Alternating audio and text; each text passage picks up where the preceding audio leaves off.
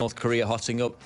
Now, the interesting thing about China is that it hides its propaganda behind these milquetoast headlines. The Global Times is basically the Communist Party mouthpiece. They release a lot of their agenda in these editorials that appear in the Global Times.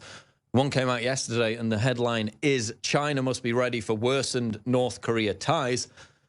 Sounds quite a, dry, stale, boring article, but if you actually read into it, the nuggets are always in there. It states, quote, "If the North Korean nuclear issue boils over, a war on the peninsula is unavoidable.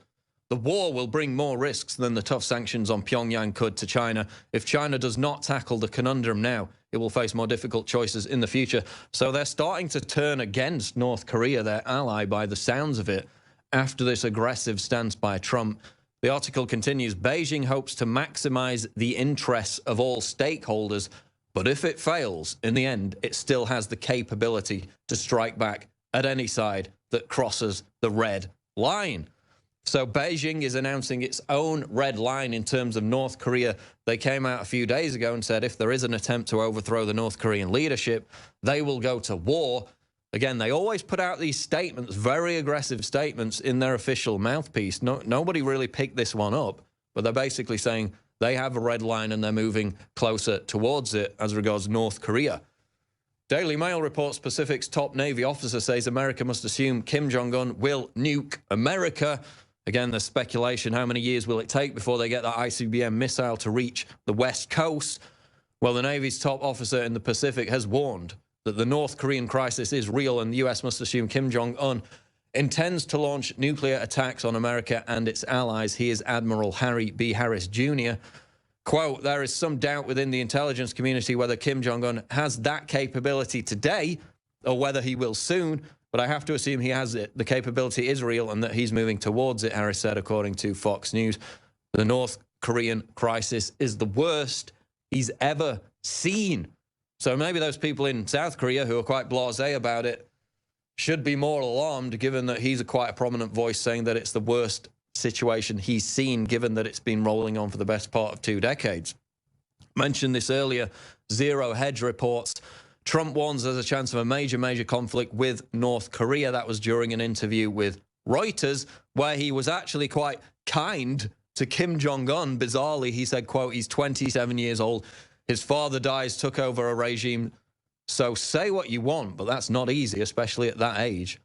I'm not giving him credit or not giving him credit. I'm just saying that it's a very hard thing to do.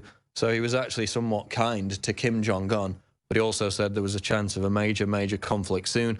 Meanwhile, Vladimir Putin has come out and said that the situation in North Korea has, quote, "seriously deteriorated." So again, the rhetoric there is heating up. That's what Putin said during a meeting Thursday, after a Kremlin meeting on Thursday. Quote, "We call on all states involved in the region's affairs to refrain from military rhetoric and seek peaceful, constructive dialogue." But he says it's seriously deteriorated.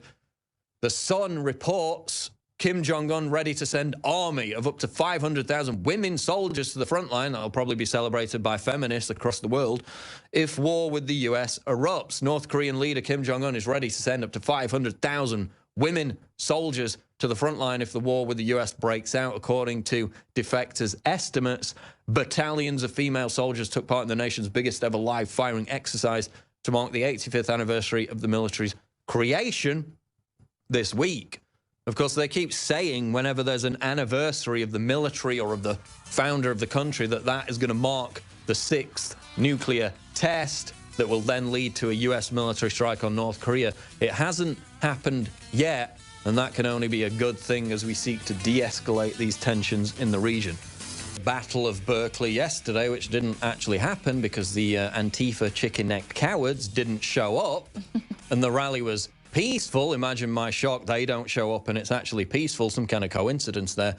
So we're going to talk about that. We're going to talk about Bill Nye, again, with his social justice hysteria, with his Netflix special right now. There's actually a clip from his 1996 show, which I saw earlier today, where he was talking about how there's an XX chromosome and an XY chromosome. There aren't more than 2 genders, which is interesting given what he's saying now.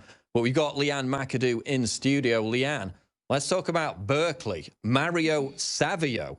And there actually there's a monument in Berkeley dedicated to him, which says, quote, the most beautiful thing in the world is free speech, the people at Berkeley now don't seem very dedicated to that idea, do they? Right, exactly. And I've actually got a clip. If we can get it ready, I would love to just remind people where this fight to honor free speech on campus, where it all began. Just kind of giving you a little history. These students were actually fighting against their super conservative administration, demanding that they bring in more liberal speakers. And that was at a time when they would shut down, they say, this is the campus, you don't have free speech rights here, you don't have free access to the First Amendment. So these students were like physically fighting and getting violent to bring liberal speakers onto their campus. And now, of course, we can see the exact inverse is going on. But let's take a little, walk through history there with this very famous speech on the Sproul Hall steps.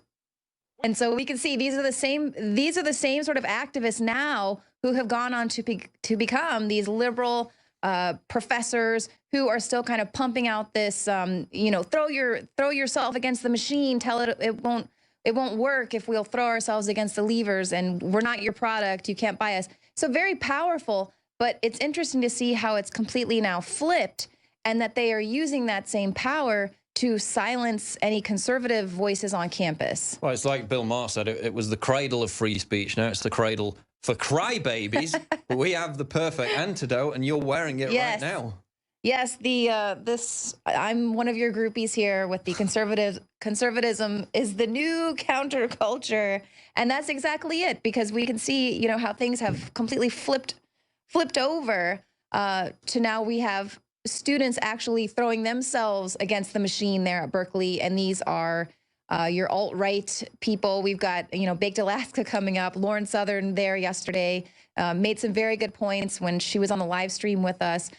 Just that this is so important for people to stand up for the First Amendment, regardless of what side of the issue you're on, because it affects all of us. And it's not about aligning yourself to a certain political party or a certain president, because presidents, they come and they go. But our fundamental rights, we have to preserve them. The government is not going to protect them for us. So just like we see decades ago where the liberal students are having to fight to be heard and fight to have access to free speech. Well, now it's flipped, and it's gone the other way now. Conservatism, that's the new counterculture. Well, when they basically control everything, entertainment, media, Hollywood, music industry, what else could be the counterculture? You can't be the dominant culture and the counterculture. It just doesn't work. Yet they're so afraid of losing that control that T-shirt, that image, that slogan triggers them like nothing before. So get it now, InfoWarsStore.com. Seamless transition. And it is very soft. I really do like the good quality. Very nice soft fibers in this T-shirt. And it's limited edition. It's only going to be around for so much longer because it's a limited run. It is high quality. Conservatism is the new counterculture T-shirt, available at InfoWarsStore.com for a limited time. Berkeley, they're teaming up with Bill Ayers now, Leanne, which is interesting, given that he's a convicted domestic terrorist. Some kind of connection there. Well, that should explain everything to you. So there was a guest actually on Tucker Carlson basically making the case that they have the right to resist right-wing provocateurs from coming to campus. They have the right to do this, and they can make these militant threats in order to shut this down.